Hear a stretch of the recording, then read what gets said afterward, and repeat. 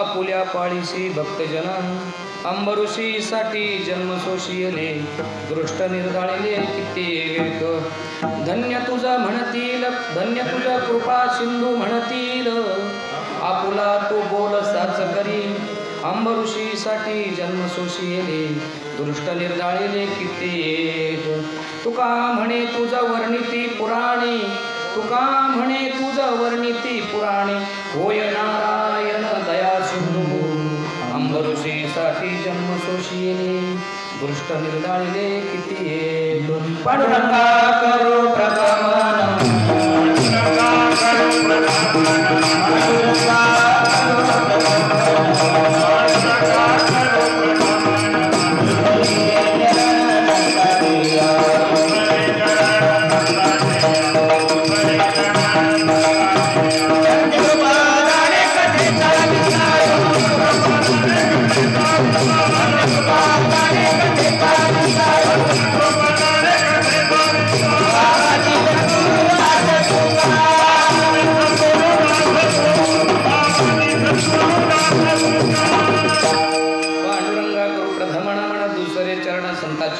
त्यांच्या कृपादाने कथेचा विस्तार बाबाजी सद्गुरु दास तुका ओम नमो ज्ञानेश्वरा करुणाकरा दयाळा तुमचा अनुग्रह लाधलो पावन झालो चराचरी मस्तक हे पायावरी या वारकरी संतांच्या विठ्ठल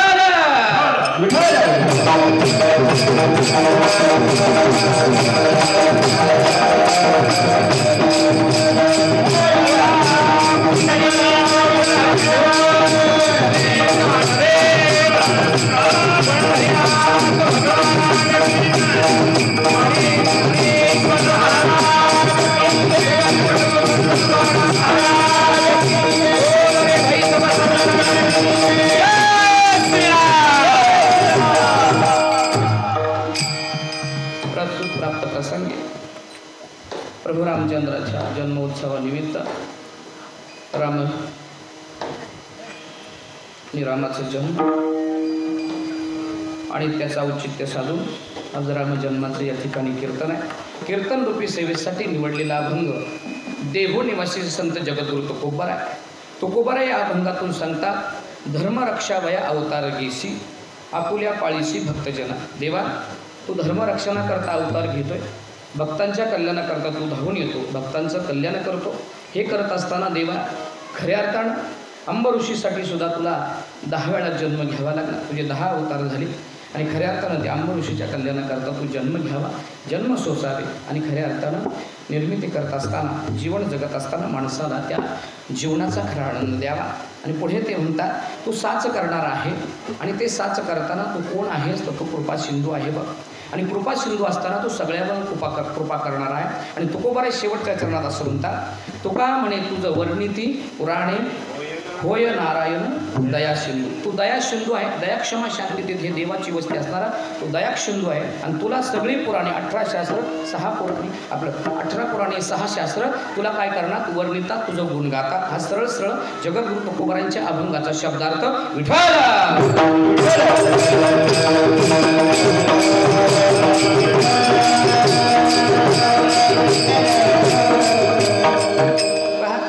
आज पूर्ण भारतभर राममय वातावरण आहे. असं एक गाव नाही की त्या गावात रामाचं भजन होणार नाही, रामाचं प्रवचन होणार नाही आणि प्रभू रामचंद्राचं कीर्तन होणार नाही. असं एकही गाव नाही.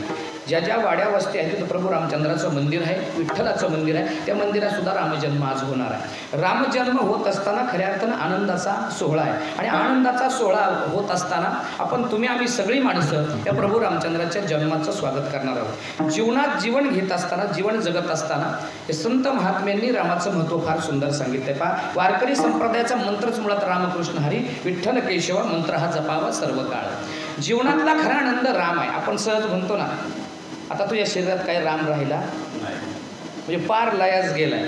भजनाला येत नसेल तर आपण सहज त्याला काय म्हणतो तू देवळात येत नाही, तुझ्या जीवनात काय आता राम राहिला नाही. पण जीवनातला खरा राम जर निघून गेला, आत्माराम जर निघून गेला तर या देहाचं काही खरं नाही. मग जीवन दिलेलं भगवंतानं आहे. भगवंतानं मला दिलेलं जीवन मी कशासाठी लावायचं आहे तर देवे दिला देह भजन नको म्हणणं. मग मला ज्या क्रांतीसाठी भगवंतानं जन्माला घातले, मी भूतलावर जन्माला आलोय आणि भूतलावर जन्माला येत असताना मला जन्माला घालण्याचं भगवंताचं काय कारण असावं? कारण भगवंतानं मला जन्माला घालताना एक काही अटी मान्य करून घेतल्या आणि त्या अटीवर मी शिक्कामोर्तब केला आणि मग मी मृत्यूलोकी जन्माला आलो. पहा, आपण मृत्यूलोकी जन्माला आलो, आपण भाग्यवान माणसं आहोत. जेवढी माणसं मृत्यूलोकी जन्माला आली ती सगळी भाग्यवान माणसं आहोत. फक्त त्या मृत्यूलोकी माणसाला कळत नाही मी भाग्यवान आहे. पहा, का भाग्यवान मी म्हणतो तर त्या भगवंताला सुद्धा वाटतं, स्वर्गाच्या असणाऱ्या इच्छितात मरण जी भगवंत आहे त्याला सुद्धा वाटतं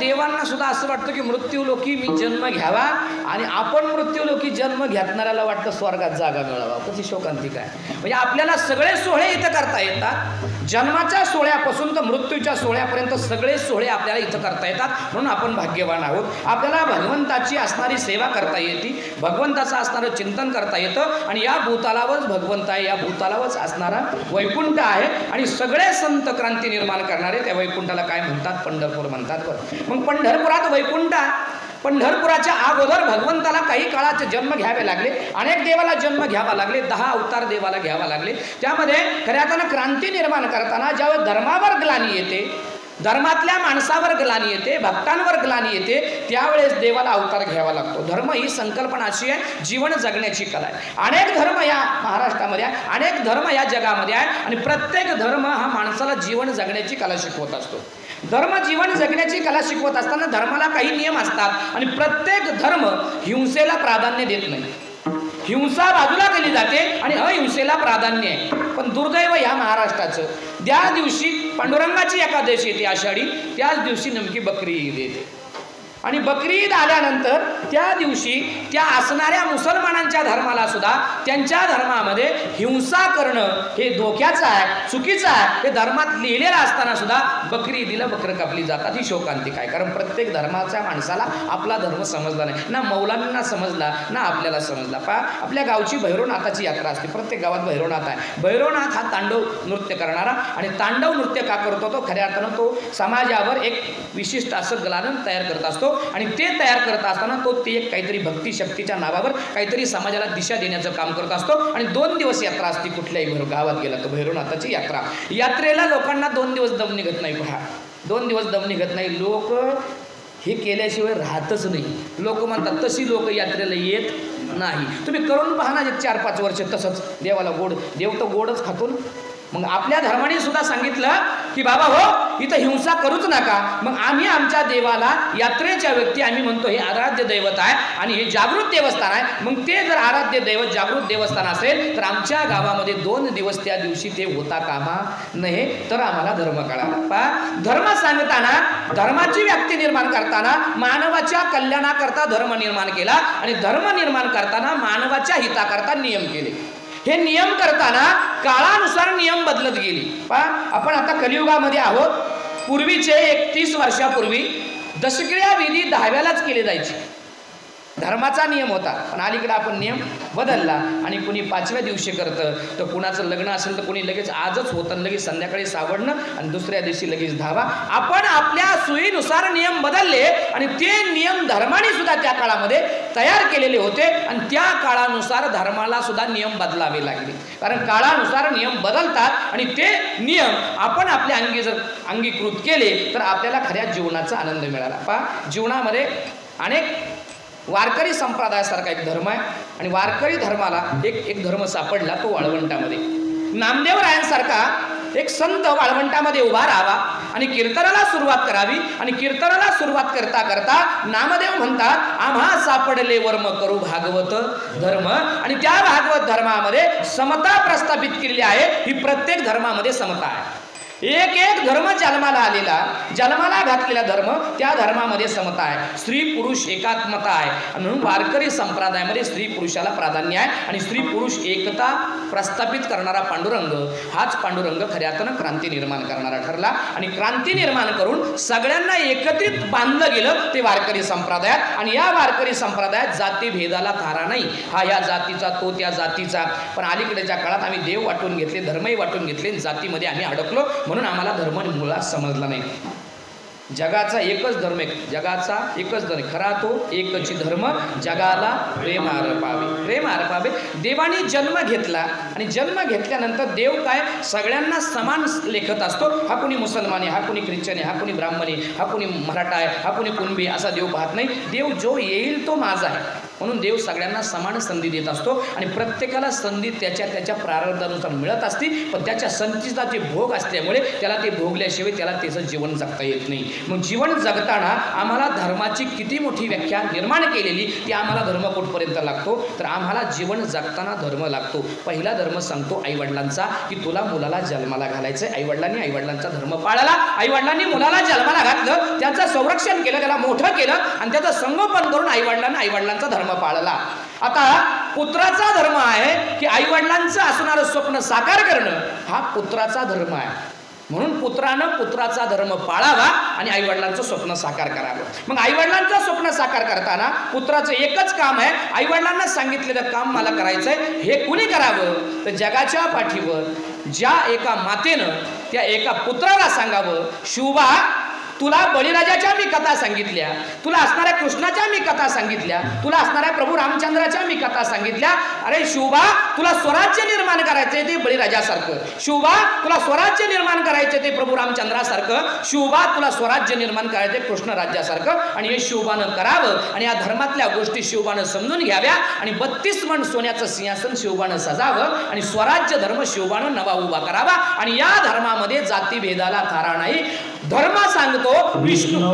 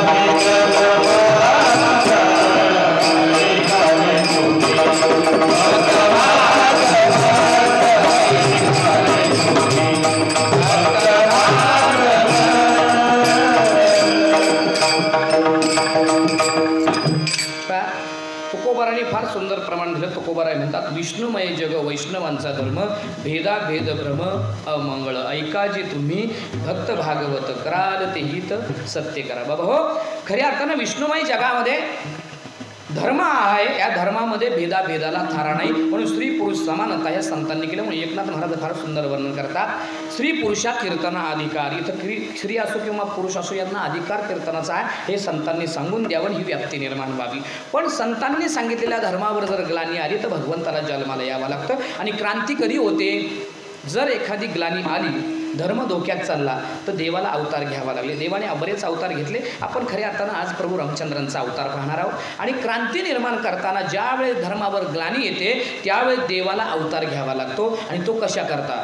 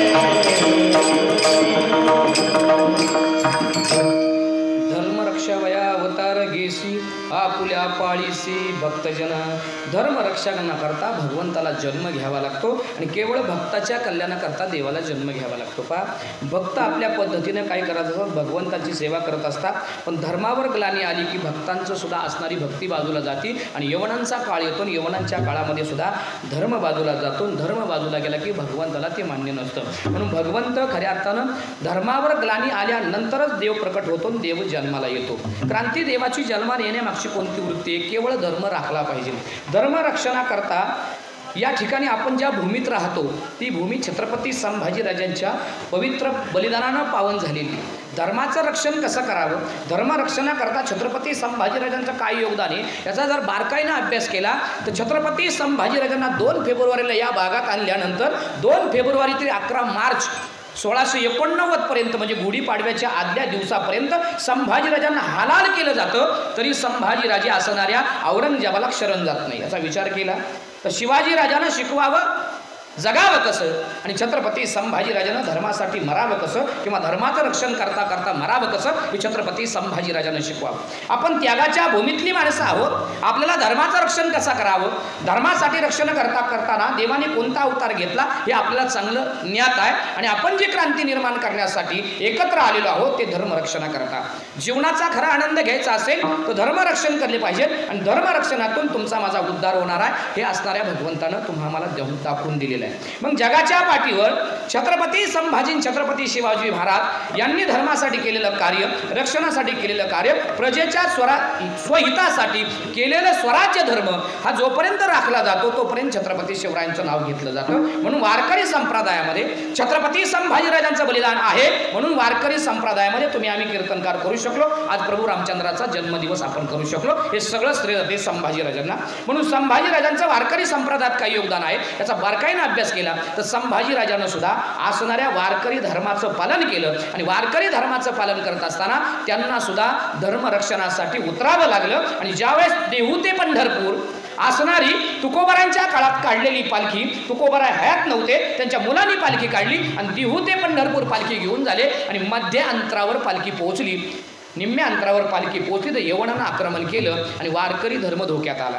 वारकरी धर्म धोक्यात आला, असणाऱ्या त्या वारीला वेठीस पकडलं आणि वारीला वेठीस पकडल्यानंतर वारी जागची हालत नव्हती, सगळे वारकरी मात्र टाळ आणि विना सोडून बसलेले होते, मौनव्रत धारण केलं होतं। शंभू राजांना रायगडावर ही बातमी कळावी आणि धर्मरक्षणाकरता संभाजीराजांनी घोड्यावर बसावं आणि घोडा आणि सैन्य घेऊन तुटून पडावं, यवनांचा खात्मा करावा आणि वारकरी धर्माचं पालन करावं आणि वारकऱ्यांचं जे वारकरी भक्त तुकोबारांचे निघालेले पंढरपूरला त्यांचं रक्षण करावं। म्हणून छत्रपती संभाजीराजांच्या बाबतीत असं म्हटलं जातं की छत्रपती संभाजीराजांनी नेमकं कशाचं पालन केलं आणि कोणाचं खंडन केलं।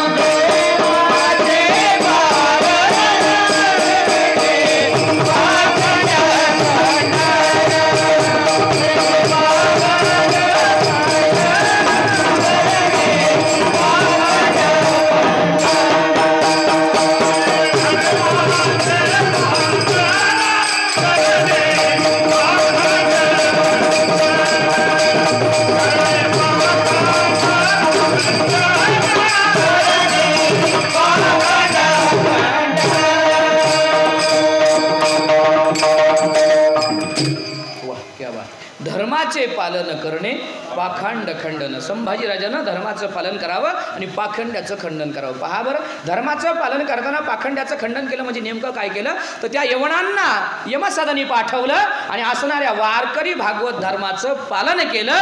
म्हणून छत्रपती संभाजीराजानं वारीला परत संरक्षण आणि परत काही खजाना दिला आणि देहू ते पंढरपूर वारी चालू करणारा जगातला दुसरा छत्रपती संभाजी महाराज.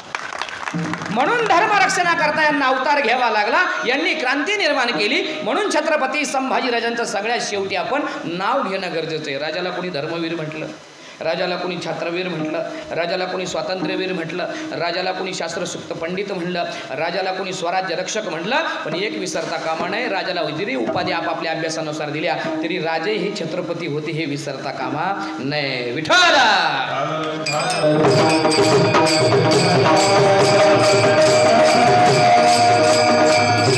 संभाजीराजांचं सगळं आयुष्य जर जगले असेल तर प्रभू रामचंद्रासारखं. पहा, छत्रपती शिवरायांची 8 लग्न आहेत आणि संभाजीराजांचं एकच लग्न आहे. एक पत्नी, एक वचनी, एक बाणी. प्रभू रामचंद्र म्हटलं की संभाजीराजांचं नाव आठवतं. आणि संभाजीराजांनं आई जिजाऊंकडून प्रभू रामचंद्राचं चरित्र ऐकावं आणि राष्ट्रमाता जिजाऊंनी संभाजीराजांचं एकच लग्न करावं. आणि जसे प्रभू रामचंद्र जगले तसेच संभाजीराजे धर्मरक्षणाकरता जगले. पहा बरं, प्रभू रामचंद्रानं असणारा रामसेतू बांधला होता आणि तसाच जंजिरा जिंकण्यासाठी 900 मीटरचा पाण्यावर तरंगता पूल संभाजीराजानं केला होता. याचा अर्थ काय तर प्रभू रामचंद्राच्या पावलावर पाऊल ठेवून आचरण करणारा जगातला दुसरा छत्रपती संभाजीराजे हे धर्मरक्षणाकरता अवतार घेत होते. अवतार म्हणण्यापेक्षा ते जन्माला आले होते आणि त्यांनी ती क्रांती निर्माण केली. एक जीवनाचा खरा आनंद आहे, भगवंताला सुद्धा जन्माला यावं लागलं आणि जन्माला आल्यानंतर भगवंतानं सुद्धा क्रांती निर्माण केली. आणि प्रत्येक असणाऱ्या माणसाचं भलं व्हावं यासाठी देवाचा जन्म आहे. पहा, पण आपल्याला तो जन्म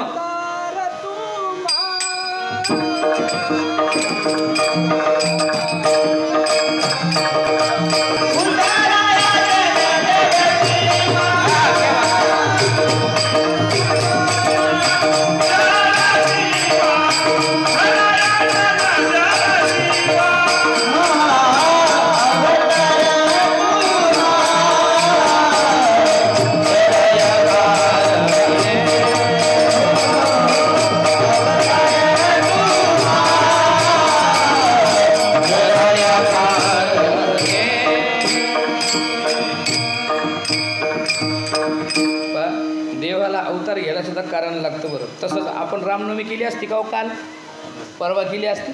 आजच का रामनवमी? कारण रामाचा आज, प्रभू रामचंद्राचा आज जन्म आहे. त्याला कारण आहे ना, जन्म आहे म्हणून कीर्तन आहे आणि कीर्तन आहे म्हणून तुम्ही आलात आणि तुम्ही आलात तर फार तिकडे बसलात. जागा होती पुढं, इथं बसली असेल अजून मला गोड वाटलं असतं. आता तो मला असं करावं लागते, असं कीर्तन तिथपर्यंत न्यावं लागत. आता तुमच्या डोक्यात किती घुसन ते मला काही सांगता येत नाही. विठाल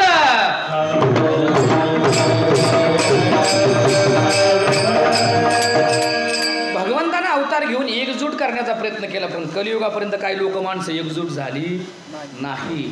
खऱ्या अर्थानं जीवन फार सुंदर आहे. त्याला सुंदर बनवण्यासाठी माणसाने माणसाशी माणसासारखं वागणे हा सिद्धांत भगवंताने दिला. भगवंताला सगळी लेकरं सारखी हो.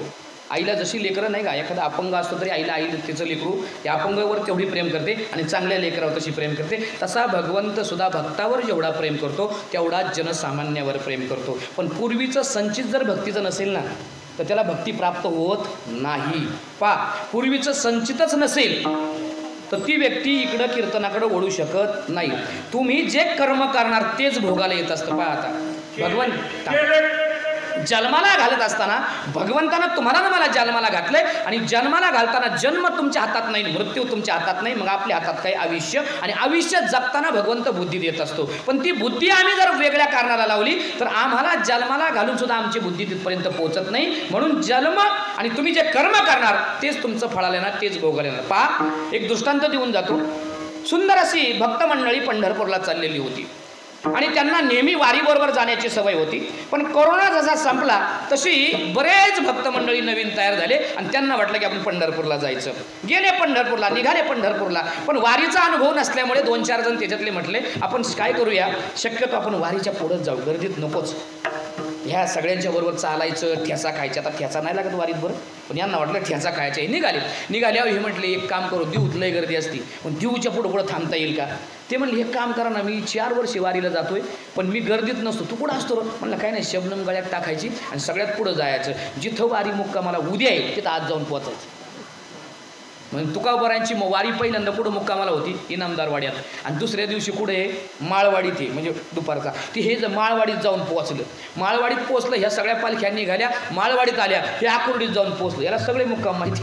आकुर्डीत पोहोचलं, पालख्या आकुर्डीत आल्या, हे भवानी पेठेत नाना पेठेत पोहोचलं. पालखी तुकोबारांची आणि ज्ञानोबारांची पुण्यात आली, नाना पेठेत भवानी पेठेत पालखी, आणि 2 दिवस मुक्काम केला. आणि 3ऱ्या दिवशी पालख्या निघाल्या, सकाळ पालख्या निघाल्या, तोवर या हडपसरावर जाऊन पोहोचलं. पालख्या हडपसरावर आल्या, एक पालखी तुकोबार ज्ञानोबारांची पालखी दिवे गाठानं वर चालली होती आणि तुकोबारांची पालखी सोलापूर रोडने चालली. हे तोवर पोचले मुक्कामाच्या ठिकाणी लोणी काळभरला. आणि पोचल्यानंतर सगळ्या पालख्या तिथं आल्या, विसावल्या, तुकोबारांची आरती झाली, सगळे विनेकरी आपल्या दिंड्यात गेले, हरिपाठ झाला आणि लोक जेवायला बसले. हेही जेवायला बसले, जेवले, परत गर्दीतून परत विरळ जागेत जाऊन बसल्यानंतर वाटणं जे कर्म करणार तेच फळाल्या ना. बरं, वाटणं जर तुम्ही हरिनाम घेत आला तर तुम्हाला ती हरिनामाची प्राप्ती होऊ शकते. आणि भगवंत वरून पाहत असतो, तो धर्मरक्षणाकरताच आलेला आहे आणि अवतार घेतलेला आहे, हे माणसाला समजत नाही. म्हणून माणूस त्या वाटेनं चाललाय आणि जात असताना याची खोडी काढ, त्याची खोडी काढ, तो करताना त्याला व्याप्ती प्राप्ती होऊ शकत नाही. आणि वारीला जाताना साधनं दिलेल्या साधनांचा अवलंब करायचा आणि ती साधनं जाऊन असणारा त्या रसाचा सेवन करायचा आहे. आणि सेवन करत असताना माणसाला समजलं नाही म्हणून माणूस नको त्याचा सेवन करत बसला. आता वेळ मिळाला का, मग काय करायची, रात्र जाईना, काढलाच हरिपाठ लगेच.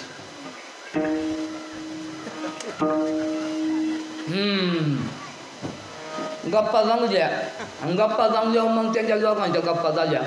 तो जाणगाव श्यामदादा म्हणतो, श्यामराव उद्याचा पदार्थ लय मोठा आहे, युनी काय बोलतो येवत. आता येवत लोणी काळभर मोठा पट्टा पडला ना तो, म्हणजे लय मोठा पडला आहे भाऊ, युनी काय बोलतो येवत. असा म्हणल्याबरोबर त्याचा जावाय आला आणि जावाय म्हणतो, मामा तुम्ही वारीला? हो, मग 40 वर्ष वारी करते. 40 तेवढ्या जावाय म्हणला, तुम्ही 40 वर्ष वारी करता, मामी कुठे? त्याला मिसळी झाली ती, मामी मिसळी, मामा तंबाखू, ही यांची वारी. यांनी किती जरी कर्म केलं तर ते फळाला येणार नाही. मामीनी मी एवढीच मिसरी महिन्याला लावत होती, एवढी, पण 15 दिवसाला मामीनी 1 किलो बाजून घेतली अख्ख्या वाटीने. आणि सगळ्या दिंड्या विसावल्या, मामी जीवली की तंबूतून बाहेर यायची, मिसरी काढायची. तेवढ्या पुण्यात जरी सावली दिसली मामीला, अगं भाई दाखमा बाई तू आहे वय, मला दिंडीचा आज येते दर बाई, तू ठेवली जाऊ, मी ठेवली जायची. दादा यांचा पुढा महिन्यात 15 दिवसात गायब झाला. ही यांची वारी असू शकत नाही आणि हे यांचं प्रारब्ध असू शकत नाही, हे यांचं संचित आहे. म्हणून यांना वारीनं हे उद्योग सुचतात. आणि शेवटी हे पोहोचले वाखरीत, सगळ्या पालख्या वाखरीत आल्या, हे चंद्रभागेमध्ये जाऊन पोहोचले. यांचा पुढचा टप्पा होता ना, चंद्रभागेत पोहोचले, आंघोळ्या केल्या आणि आंघोळा करता नवरा म्हटला आंघोळ करायची. तो उतारला पाण्यामध्ये, आंघोळ करायला लागला. आंघोळ करता त्याच्या नवऱ्याला काहीतरी पायाला लागल्या. म्हणला सखे, अगं पायाला काहीतरी लागलं. बायकोचं नाव सखे होतं बरं. मला सखे पायाला काहीतरी लागेल. ते म्हटलं, सखी म्हणली एक काम कर बाबा, खाली बुडी मारा, काढा काय ते. म्हाताऱ्याने बुडी मारली आणि ते पेटाड म्हाताऱ्याने वर काढलं. म्हाताऱ्याने असं हलवलं. म्हणला सखे स्वानं दिलं देवानी, स्वानं. म्हणला देवानी स्वानं दिलं, बघ आपली 40 वर्षाची वाळी फळाला आली. कशी ही वारी यांची फळाला आली. म्हणला 40 वर्ष आपण जे वारीला जातोय ना त्याचं भगवंतानं फळ दिलंय.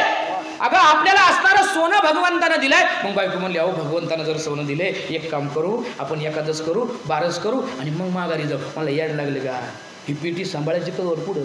आणि आपण फुलीन देवा दर्शनाला गेलो, चोरीला गेली तर एकदा फुकाटचं मिळालं तर ते चोरीला जाण्याची भीती राहते बरं.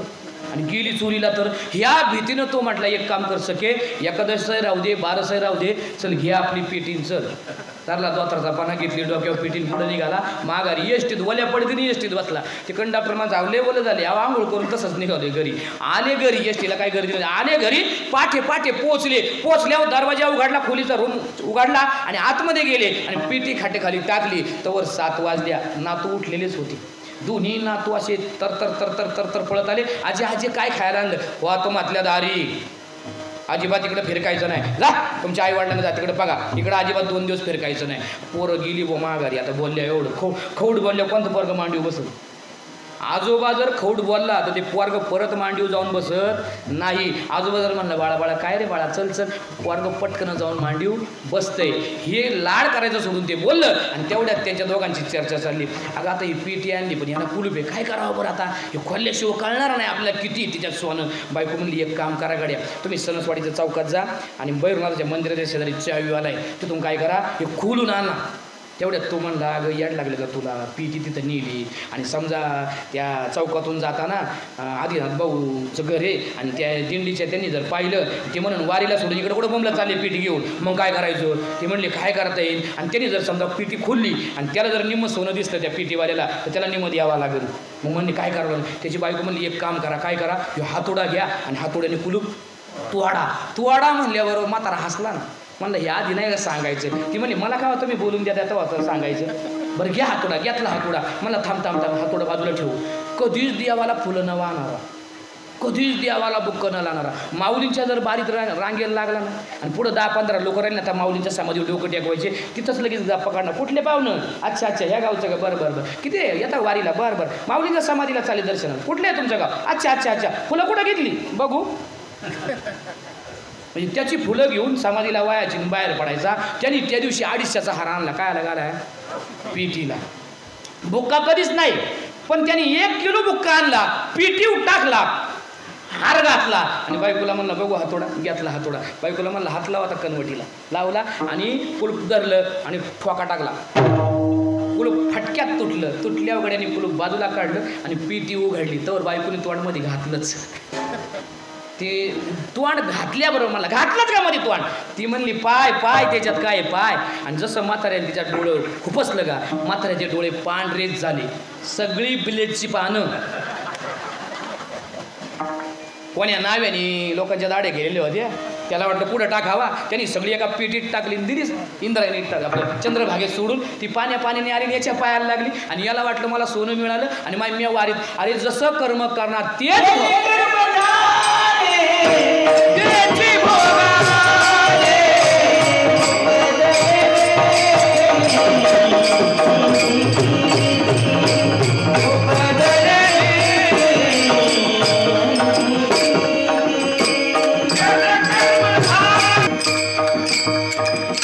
केले कर्म झाले तेची भोग आले, उपजले ऐसे मेले, किती आले किती गेले, जसं कर्म करणार तसंच फळाले. माझी जाणीवपूर्वक मला विनंती, 3 गोष्टीचं फक्त खाऊ नका. एक गावाचं, देवाचं आणि भावाचं, या 3 गोष्टीचं खाऊ नका. देवळात सत्याची तेलाची बाटली अर्धी दिसली, अजिबात अशी घेऊन जाऊ नका. ती जर घेऊन गेला तर तुमचा प्रपंच अर्धाच राहिला.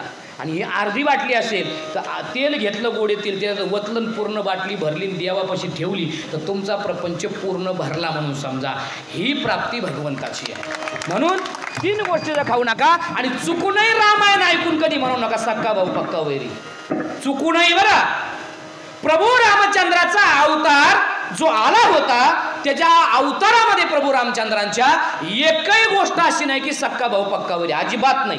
आपण म्हण लावली, रामायण पूर्ण ऐकतो पण आपण त्या रामायणामधून काय शिकलो तो म्हणतो सक्का भाऊ पक्का वैरी. अख्ख्या रामायणात पुढे सक्का भाऊ पक्का वैरी नाही. पहा, देवानं अवतार घेतला. अवतार घेतल्यानंतर देवाला दशरथ राजानं सांगावा, बापानं सांगावा, रामा तुला आता वनवासाला जावं नाही. कुणामुळे वनवास घडला?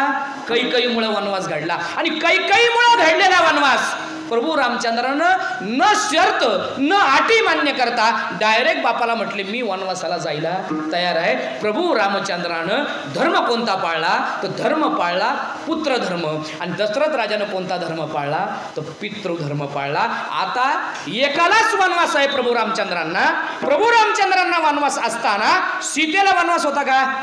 नव्हता. पण सीतेनं सुद्धा मी त्यांची पत्नी आहे, जिथे जिथे पती तिथं तिथं पत्नी. आणि प्रभू रामचंद्राच्या सीतेनं 14 वर्ष वनवास भोगला, केवळ पत्नी धर्म पाळला. आता लक्ष्मणाला वनवास होता का? नव्हता. तरी लक्ष्मण भाऊ म्हणतो भावाचा धर्म मी पाळीन आणि प्रभू रामचंद्र जिथे जिथे असेल तिथे मी भावाच्या पाठीमागे सावलीसारखा उभा राहील. म्हणून लक्ष्मणानं त्याचा धर्म पाळला, बंधू धर्म पाळला. आता ज्याच्यासाठी अट्टास काही केला होता त्या भरताला राज्य मिळावं आणि भरताला प्रभू रामचंद्र राज्य देऊन टाकावं आणि प्रभू रामचंद्रानं सांगावं भरता तुला हे राज्य आता सुपूर्त केले, एक काम कर पटकन सिंहासनावर बस, सिंहासन रिक्त ठेवता येत नाही. असं म्हटल्याबरोबर प्रभू रामचंद्राच्या पुढे भरत गुडघे टेकवतो आणि याचना करतो, हे देवादी देवा प्रभू रामचंद्रा आता मी सिंहासनावर बसू शकत नाही आणि मी पण नाही बसू शकत. तू तर चालला आता पण मी बसू शकत नाही. माझी एक अट आहे, तुझ्या पायातल्या पादुका पाहू. घेतल्या दादाच्या हात पायातल्या पादुका आणि पटकन सिंहासनावर ठेवल्या. दादा आता सिंहासन पूर्ण झालं. या सिंहासनाच्या पादुकेची पूजा करून मी 14 वर्ष असणारे राज्य चालवतो. आणि भरतानं 14 वर्ष पादुकेचं पूजन करून 14 वर्ष राज्य चालवलं. भरत सावत्र भाऊ असताना सुद्धा त्यानं बंधू धर्म पाळला. मग याच्यामध्ये सक्का भाऊ पक्का वैरी कुठे? ही तुमची शेवटची पिढी. आता जे म्हणतात ना सक्का भाऊ पक्का वैरी, तुमची शेवटची पिढी. 80च्या अगोदर ज्यांच्या पिढ्या आहेत ना त्या आणि आता ह्या आमच्या काळापर्यंत ही शेवटची पिढी. आता प्रामाणिकपणे सांगू, पूर्वीच्या लोकांना किती मुलं व्हायची? 7 मुलं 3 मुली झाले 10 आणि हे दोघं जण नवरा बायको किती झाले? 12 आणि त्यांचे आई वडील किती झाले?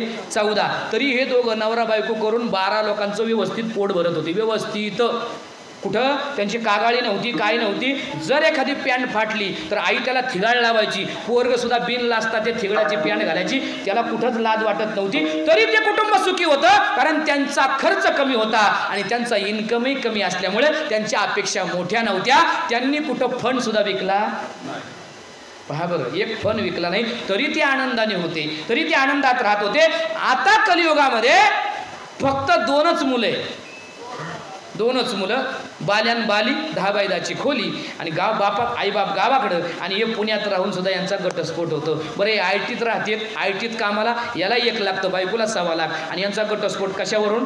वकिलांना विचारलं का हो ताई तुम्हाला घटस्फोट घ्यायचा आहे? म्हणले आमचा शरू, त्याचं नाव शरद, बरं आमचा शरूची चूक झाली म्हणले म्हणून मला घटस्फोट घ्यायचा आहे. काय चूक झाली वकिलांना विचारलं, तिने सांगितलं शरूची एकच चूक आहे, आजचा सोमवार होता आणि शरूची पाळी धुणं धुण्याची होती. आजचा सोमवार होता, शरूची पाळी धुणं धुण्याची होती. मी भांडी घासत होते, माझी भांडी घासून पूर्ण झाली. मी शरूला फक्त म्हटलं तुझी पाळी आहे, तू धुणं धु. शरूने धुणं धुतलं नाही म्हणून मला घटस्फोट घ्यायचा आहे. विठ्ठल पहा, ही शेवटची पिढी आहे जी म्हणतात ना सक्का भाऊ पक्का वैरी. आमच्या काळात आता सक्का भाऊ पक्का वैरी नाहीच. कारण आम्हाला किती मुलं आहेत? 2, एक दाद्या आणि एक दीदी. दीदीलाही बहीण नाही आणि दाद्यालाही भाऊ नाही आणि दोघांचे लग्न झाली, पोरं आणि त्यांना पोरं झाली. आणि दाद्याचा पोरगा म्हणला आपल्याला चुलता, मला जन्मताच चुलता नाही भाऊ आपल्याला. दीदीला पोरं झाली, आपल्याला मावशी, जन्मताच आपल्याला मावशी नाही. तुमचा काळ होता सक्का भाऊ पक्का वैरी, आमचा काळ आहे सक्की बहीण पक्की वैरी.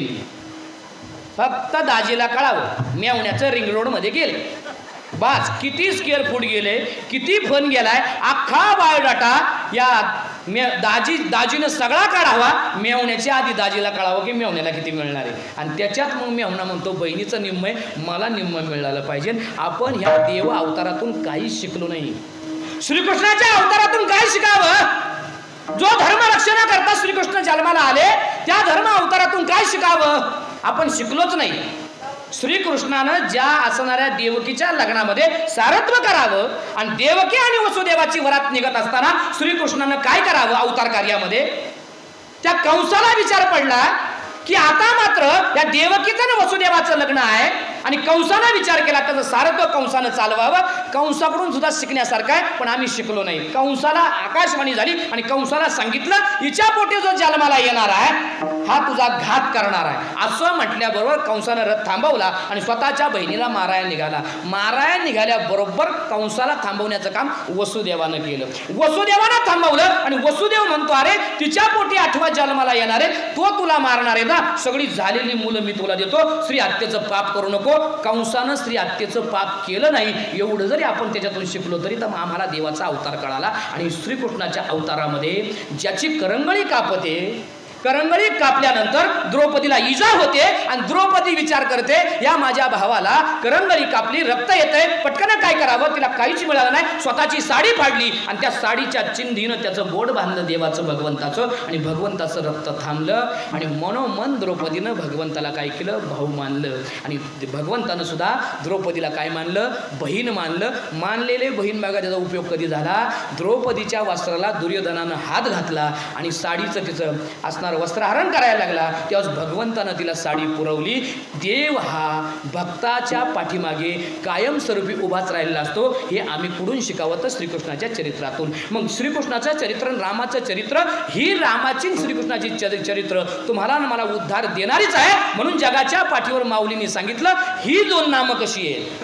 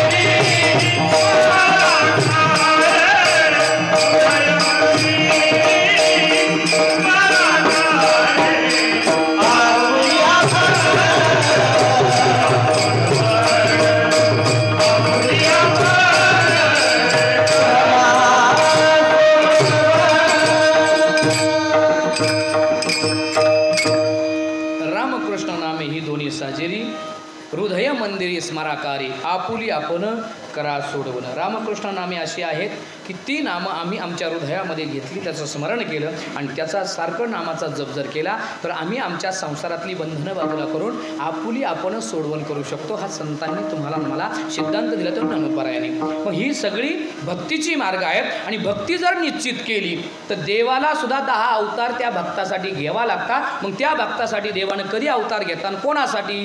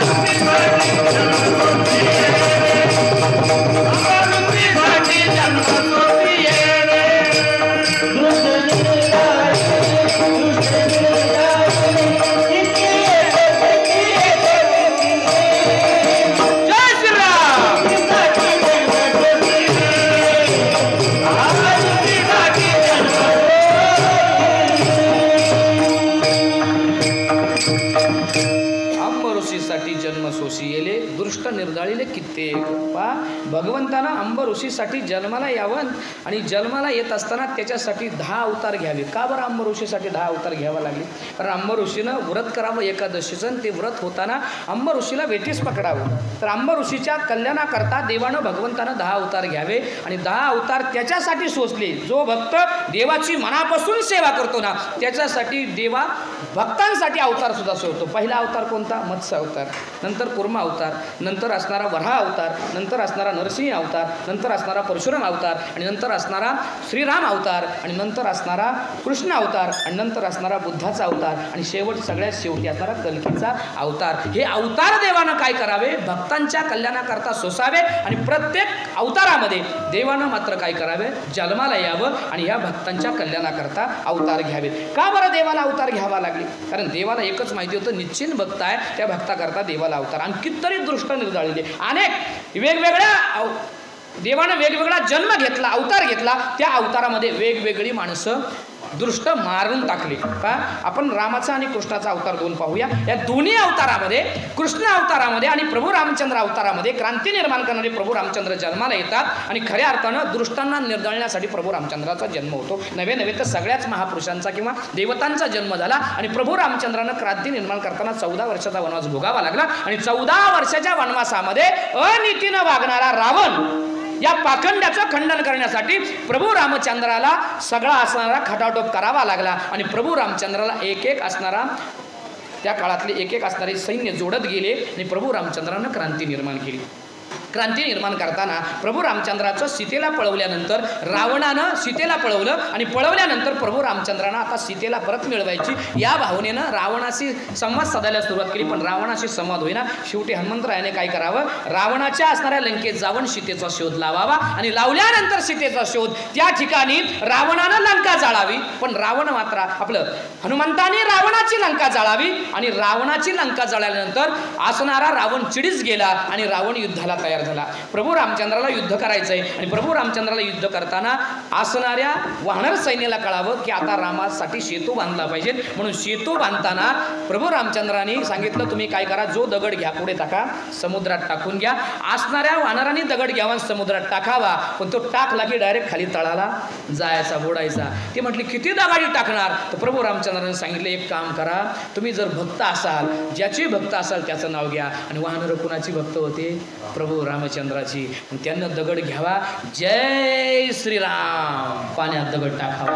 जसं जय श्रीराम म्हटलं की आपोआप पाण्यावर दगड तरंगावा. एक दगड तरंगला की सगळ्या वानरांना आनंद झाला आणि आनंदाच्या भरात जय श्रीराम, जय श्रीराम, जय श्रीराम. आणि पाहता पाहता रामसेतू तयार झाला आणि प्रभू रामचंद्र सैन्य घेऊन कुठं पोहोचले? पलीकडे पोहोचले आणि युद्ध सुरू झालं. युद्ध सुरू होताना रावण पहिला आला नाही, रावणाचे काही सवंगडी आले, तेच दृष्ट मारले आणि त्यानंतर रावण आला चालून आणि रावण चालल्यानंतर प्रभू रामचंद्रानं बाण जोडला आणि बाण जोडल्यानंतर रावणाला ज्या दिशेनं बाण सोडला, रावणाची मुंडकी तुटत होती. कथा आहे बरं ही. आता रावणाची मुंडकी तुटत होती. रावणाची मुंडकी तुटता तुटता रावण काही मरत नव्हता. आता बिभीषणाला तिथं दम निघत नव्हता. बिभीषणानं विचार केला, अनितीचं राज्य चालवणारा रावण जर जगला तर खऱ्या अर्थानं परत अनितीचं राज्य माजवेल आणि हा दृष्ट परत मोठा होईल. मग बिभीषणानं विचार केला. बिभीषणानं रावणाची साथ सोडली आणि प्रभू रामचंद्राकडे नीतीचं राज्य करणारे प्रभू रामचंद्र त्यांच्याकडे आले आणि आल्याबरोबर प्रभू रामचंद्राच्या कानात सांगितलं,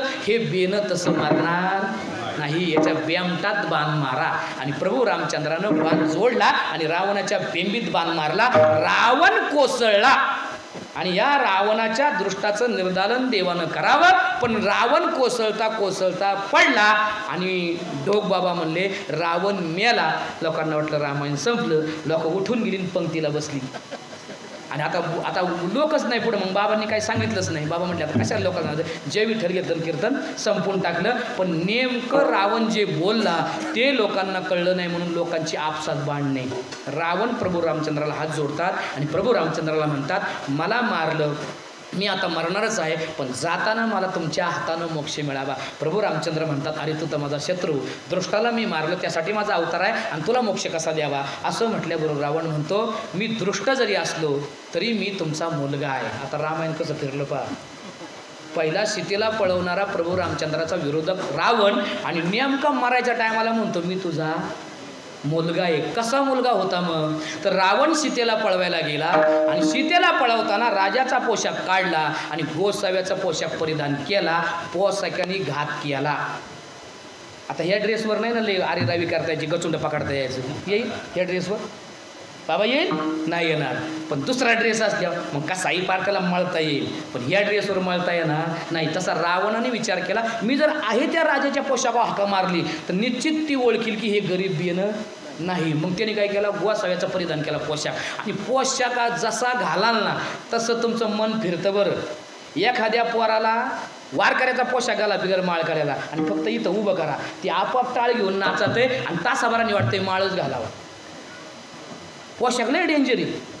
मग रावणानं राजाचा पोशाख काढला आणि गोसाव्याचा परिधान केला आणि बस रावणाचा मन बदललं आणि रावणानं हाका मारताना हाकाची हाका मारली, माय भिक्षाम देही. सीतामाई बाहेर आले, कोण आले वाट सरून? म्हटले मला भिक्षुक आहे मी, मला भिक्षा वाढा. अरे तू ये ना पुढे, त्या लक्ष्मण रेषेच्या अलीकडे ये, मी तुला भिक्षा वाढते. मला नाही माई मी येऊ शकत, घरबगळीत झाले. लय आतल्या गाठीचा रावण, लय आतल्या गाठीचा. त्याला माहिती होतं की मी चांगला आहे, लक्ष्मण रेषा वलांडून जाऊ शकतो, पण रावणाला भीती होती, मेलो तर भीती लय वाईट आहे बरं. चांगल्याला वाईट आहे आणि माळ करायला पण वाईट आहे, कीर्तन करायला सुद्धा वाईट आहे भीती. मेलो तर. कोरोनाच्या आधी आपण सगळे काय म्हणत होतो, ज्याची खरी सेवा त्याच्या भय काय जीवा. आणि नुसता डॉक्टर म्हणला थंडी आहे, खोकला आहे, कोरोना झालाय, इम्युनिटी वाढवावं लागेल, काय करावं लागेल, असं आहे वय. दिली फेकून माळ 2 मिनिटात. भीती फार वाईट आहे. तशी रावणाला भीती होती, मेलो तर.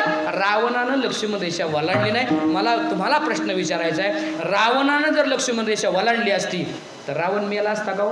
नसता.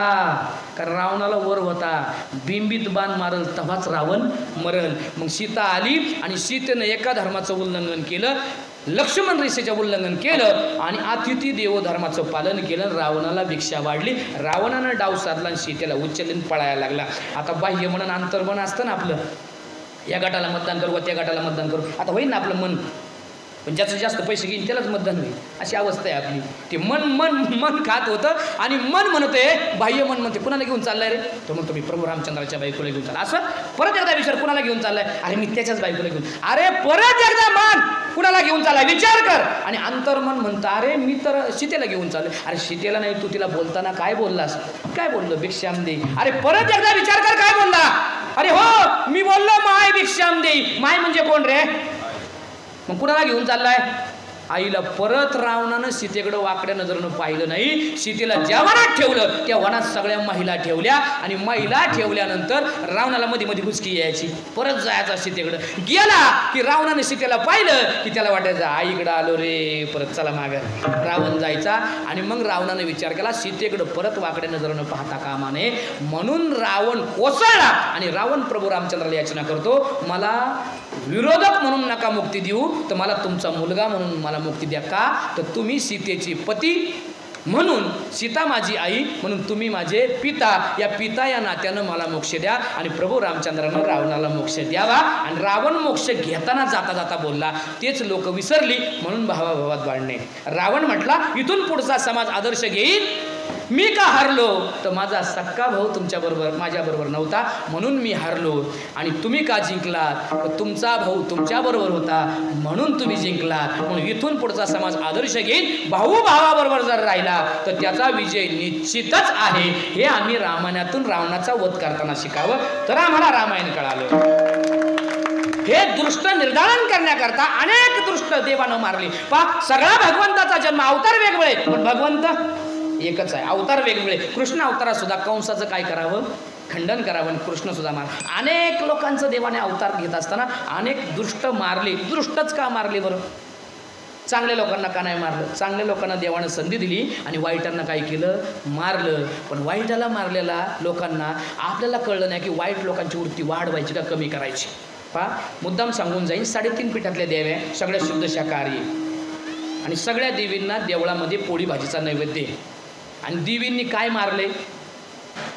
दैत्य म्हणजे दृष्ट निर्दालन देवींनी केले. मग दृष्ट निर्दालन केल्यानंतर परत त्या दृष्टांना जगण्यासाठी आम्ही बकरन कोंबडे जर त्यांना कापत बसलो तर देवी वाढ दैत्य वाढतील. मग आपल्याला वाढवायचं काय? दैत्य का देवी? आपल्याला रावण वाढवायचा का प्रभू रामचंद्र वाढवायचे? मग देवाचं मंदिर, रावणाचं मंदिर झालं का? पण प्रभू रामचंद्राचं मंदिर झालं पाहिजे. प्रभू रामचंद्राचं, रावणाचं नको. मग प्रभू रामचंद्राचं मंदिर झालं. आज ज्यांच्याकडे अक्षदा 22 तारखेच्या असतील, ज्यांच्याकडं 22 तारखेच्या अक्षदा शिल्लक असतील, त्यांनी जन्म झाल्यानंतर त्या अक्षदा आणायच्या आणि त्या अक्षदा प्रभू रामचंद्रावर टाका.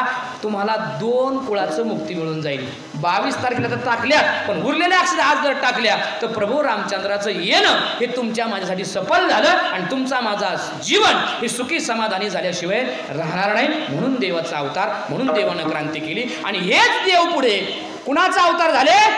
विठ्ठलाचा. आणि विठ्ठलाचा अवतार होताना कृष्णाला विठ्ठलाचा अवतार घ्यावा लागला. आणि विठ्ठलाचा अवतार घेतल्यानंतर ज्ञानोबा ते निळोबा ज्या बापाशी एकत्र आले तो विठोबा. त्या विठोबाचं एकदा प्रेमानं भजन करा.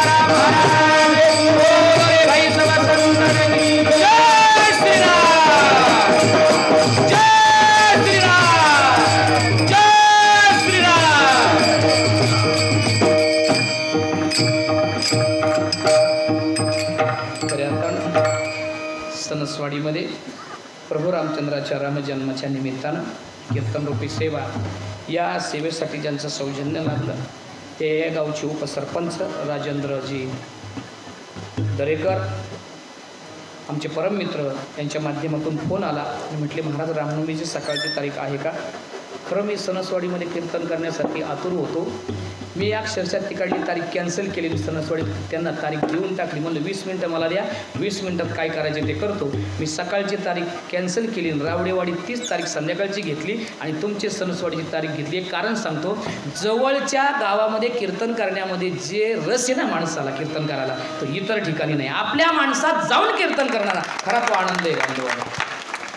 आपल्या भागात कीर्तनाचं वैभव निर्माण करताना, कीर्तन करताना जो आनंद येतो इतर ठिकाणी नाही. खरं तर आपल्या माणसातच खरं माणसाचा कस लागतो बांधवांना. आणि बऱ्याच अंशी आमची ही मंडळी सुद्धा महाराज सुद्धा कुठं दिसले भेटले की आवर्जून चहा घ्या महाराज. प्रेम करणारी माणसं.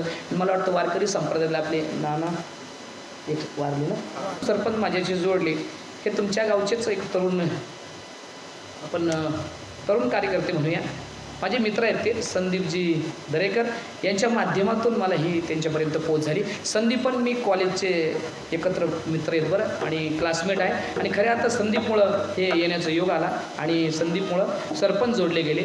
आणि नेहमीच आमच्या पाठीशी असणारे दत्तभाऊ आमच्याबरोबर असतात. आपले सभापती साहेबसुद्धा अनेक ठिकाणी आमच्या पाठीमागं असतात. ही सगळी मंडळी भरभरून प्रेम करत असतात.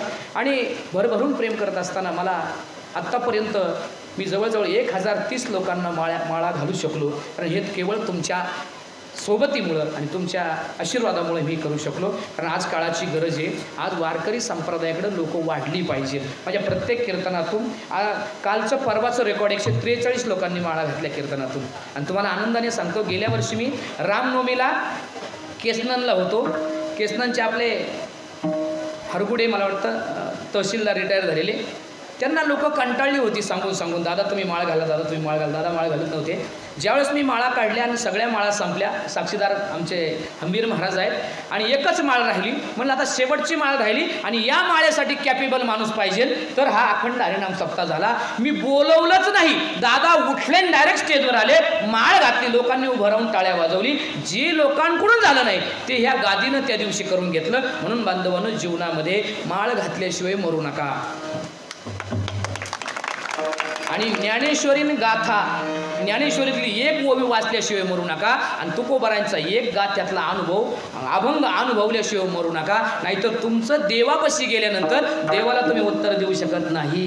अरे देव म्हणून तुला खाली पाठवलं, सोनं दिलं होतं, तुला ज्ञानेश्वरी आळंदी कळाली नाही, ज्ञानेश्वरी कळाली नाही, तुकोबारांचं देऊ कळाला नाही. आणि याच ठिकाणी तुकोबारांनी काय करावी, गाथा लिहावी, ती तुझ्या माथ्यात गेली नाही. तू फक्त गेला आणि पाणी वाहू वाहू मेला. म्हणून एकदा तरी एक तरी ओवी अनुभवावी आणि ती क्रांती निर्माण करणारी आहे. हे ज्याला कळलं त्याला जीवन कळलं. सगळ्यांचे या ठिकाणी आभार मानतो. आमचे विष्णुपंत आहे, त्यांच्या घरी मी फेटा बांधला, त्यांचंही या ठिकाणी आभार मानतो.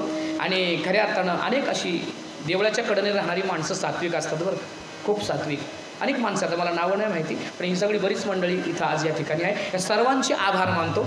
आमचे कुस्तीमध्ये असणारे पैलवान आमचे आज या ठिकाणी आलेले आहेत, त्यांना बऱ्याच ठिकाणी मी पाहतो, ते सुद्धा बऱ्याच ठिकाणी माझ्या कीर्तनाला असतात, त्यांचे या ठिकाणी आभार. सगळ्यांचे आभार मानतो, महिलांचे आभार, पुरुषांचे आभार आणि ज्यांनी ऑर्गनाईज केले त्या सगळ्या तरुण मंडळांचे आभार मानतो. आणि खऱ्या अर्थानं तुम्हाला सगळ्यांना रामनवमीच्या शुभेच्छा देतो. जीवनातला खरा आनंद घ्यायचा ना, तो आनंद घेता आला पाहिजे. म्हणून खऱ्या अर्थानं तुम्हाला सर्वांचे आभार.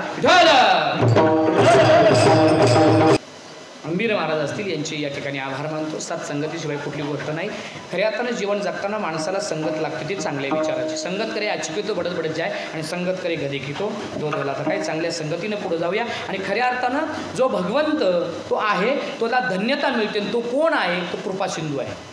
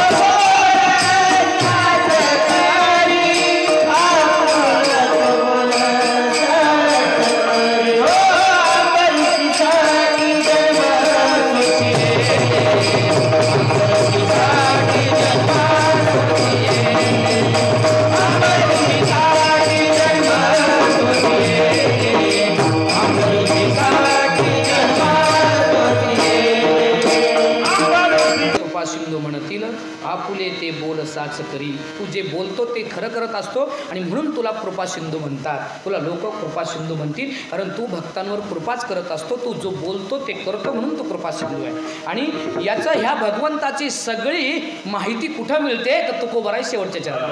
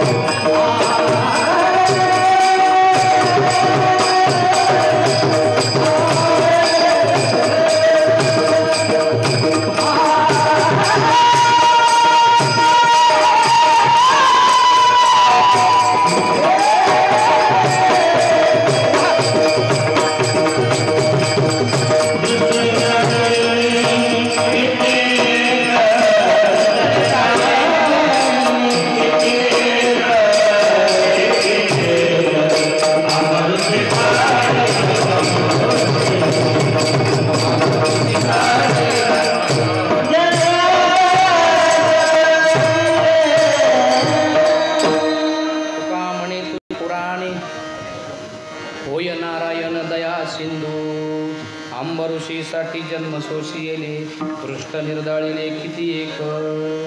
पुराणामध्ये देवाची भगवंताची असणारी अनेक लीला त्या आहेत आणि त्या लीला तुम्हाला समजून सांगायच्यात, पण आता वेळ नाही. देवाला जन्माला घालायचं आहे. दोनच देव असे आहेत की 12ला जन्माला आले. पहा, एक भगवान प्रभू रामचंद्र दिवसा 12ला आणि भगवान श्रीकृष्ण रात्री 12ला. हे दोन देव 12ला जन्माला आले आणि क्रांती निर्माण ठरले. म्हणून खऱ्या अर्थानं मध्यान सूर्य आला की त्यावेळेस प्रभू रामचंद्राचा जन्म. सगळ्यांचे आभार मानतो आणि झालेल्या सेवेला पूर्णविराम देतो. ज्ञानेश्वर